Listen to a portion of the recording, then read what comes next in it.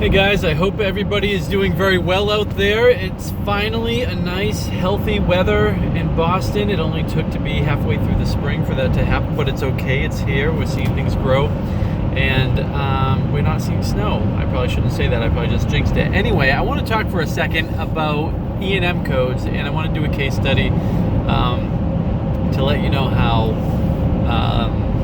amazingly helpful it can be. So a lot of people do chart audits for, risk management pieces and things like that. And I hope you like, by the way, the new setup so you can see both my hands so you know that I'm not holding it anymore. I got a stand here, so all the people who are saying, I love the videos, but you're freaking me out because, we think you're going to die in the videos. A little bit less likely anyway.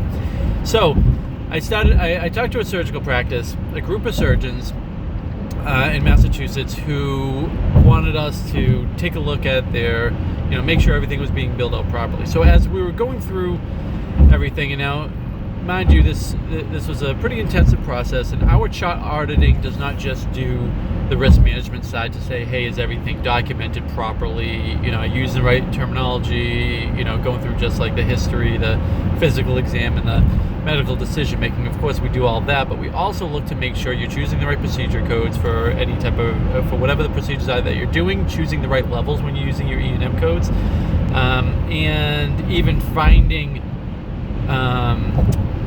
what we call mischarge opportunities. We call them MCOs. Basically, when you're performing a service and you don't realize it's reimbursable, cleaning out the ears, smoking cessation talks, all sorts of different things like that.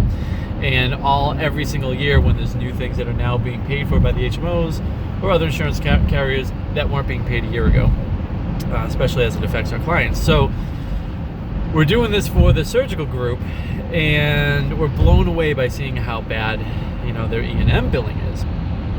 And I go in there to have a conversation with the head of the group, and he says, and I said, we have to talk about your E&M billing. And he was like, Tim, that's cute, but E&M billing isn't where we make our money. I'm sure many of you have heard this before. And he's like, we're surgeons. We make money on our surgical procedures. I said, well, normally I would say that's true, but we found a significant amount of money on the table. And now, granted, I think this whole process cost them somewhere around like $2,500 or something for us to do this whole audit for their group. And I said, we've found a lot of money. He said, well, what's a lot of money? I said, $260,000 annually. And he said, there's no way it's 260 grand, Tim. And I said, well, we can prove it to you, but it's actually a lot more than that. I don't know. It's hard for me to give you this number because it's so high, and I think you're going to throw me out of here thinking I'm lying to you. But we went with based on, we lowered what your typical volume would be in a year. We went by Medicare, and I know you have a lot of HMOs here. And so the number is actually probably significantly higher than 300 grand. So everyone, and there weren't a lot of partners in this group. Long story short, each one of the partners now can make a significantly higher increase for just changing away some of the wording and some of the levels that they're choosing to make sure they're accurate. And it costs them like $2,500, and now they can bring in another 300 grand. Seems like a pretty good ROI to me. So if you're looking to have chart review process, like I said, it's not extremely pricey, and there can be huge value in it. Huge value.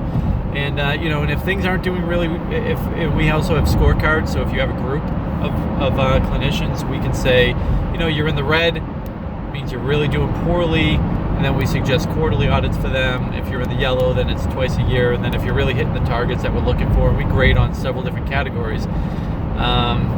Then we just still do once a year because all the changes that happen every year. So usually in the first quarter, the people who are in the green, usually like in January, February, March, is when we want to give the education to them. So if you're interested in some type of help like that, please hit us up at